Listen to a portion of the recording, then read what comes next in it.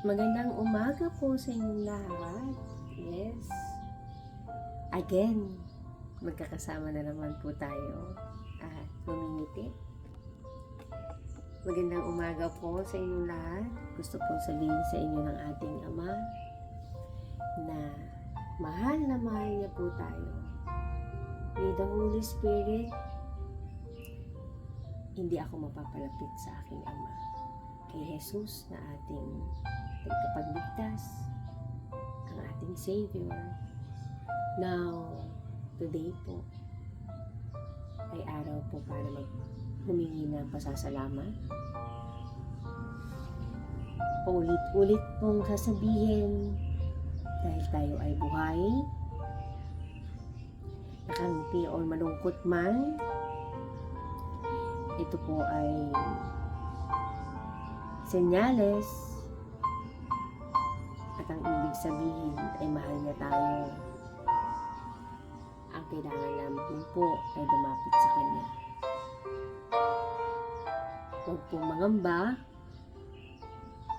dahil ang araw po na magising ka ay pag-asa po na paulit na binibigay sa atin para siya ay kapitan, tawagin, at ang lahat ng iyong nararamdaman po ngayong araw na ito ay it's a sign po na lumapit ka sa Kanya. Humingi ng kapatawaran at magpatuloy sa buhay na dapat siya po ang kasama. Panginoon, Espiritu Santo, ako po ay inyong tulungan sa amin sasabihin pagkat ito ay makakatulong sa iba. Ama, ang dalangin ko po ay huwag silang mabulag sa kung ano kayang ibigay ng ating mundo. Ang mundo na puno ng panlilinlang. Ama, hawakan niyo po ang mga puso at isipan namin na malaman ang tama at mali pagkat ikaw ang magiging gabay namin. Huwag maghangad ng sobra pagkat ikaw ang aming pag-asa.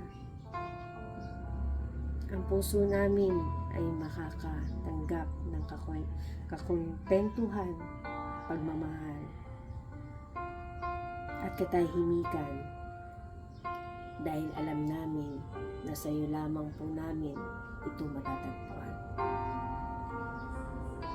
Kung aking ibang kapatid ay bulag pa, nakakakita ngunit hindi nakikita ang totoong gusto mong ipakita, nakakarinig ngunit hindi maintindihan ang nadidinig. Ama, Jesus, Espiritu Santo, tulungan niyo po sila. Kayo lang po ang nakakaalam. Hawakan niyo po kami na nahihirapan at umaasa na mababago pa ang lahat pagkat lumapit lamang sa inyo, Ama, lahat ay liliwanag at lahat ay magkakaroon ng kasagutan. Panginoon, maraming salamat sa buhay, sa pag-asa at pagpapatawad. Handa kami harapin kung ano man po ang hamon ng buhay na meron kami dahil nandito kami ngayon. Dayon niyo po kami sa kasamaan. Punuin niyo po ang aming puso ng kabutihan. Yun lamang po ang aming tatanggapin dahil alam po namin doon kami mapapanatag at mapapabuti. Salamat, Ama, sa pagmamahal at sa dalisay mong pag-intindi at sa patnubay, proteksyon na ibinibigay mo na araw-araw pa rin po kami nakakangiti kahit marami po kaming suliranin. Salamat sa pag-comfort, sa pagbigay ng peace of mind po. Naway lahat ng aking kapatid ay maranasan ito.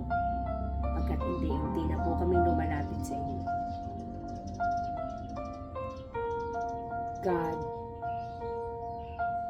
Ama, Aba, Jesus, Espiritu Santo, hawakan niyo po kaming lahat po ng dalangin ng bawat isa ay matupad sa kalooban ninyo po at sa tamang oras.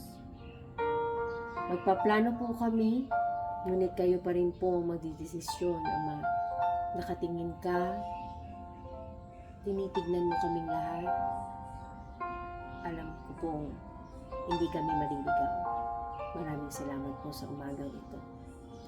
Naway lahat po ay maging masaya, mapuno ng pag-asa, dahil may Diyos po tayong nakikinig. Tumawag lang po tayo sa Kanya. Hindi tayo pababayaan dahil Ama natin siya. Tama po ba? Amen. Idinadalangin po namin ito lahat, ang aming dasal, ang mga dasal ng aking kapatid. Nawa po ay ito ibigay pagkaloob sa tamang oras, Ama. Kayo lamang po ang nakakaalam kung ito ay karapat-dapat na po sa amin. Jesus, sa ngalan ng inyong anak na si Jesus, Espiritu Santo, kami po ay iyong patnubayan. Jesus, idinadalangin po namin at tinataas ang aming mga panalangin. Naniniwala kami sa iyo at sa ating Ama. Maraming salamat sa buhay at sa pag-asa.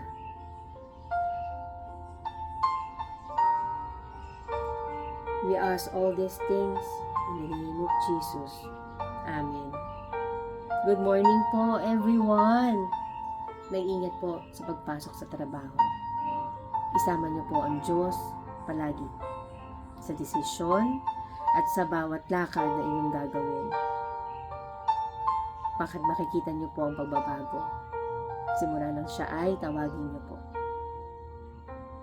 God bless everyone. Bye for now po. Mag-ingat po ang lahat at laging magdasal. Yes? Amen? God is good po. All the time. Lagi po magpasalamat. Bye for now.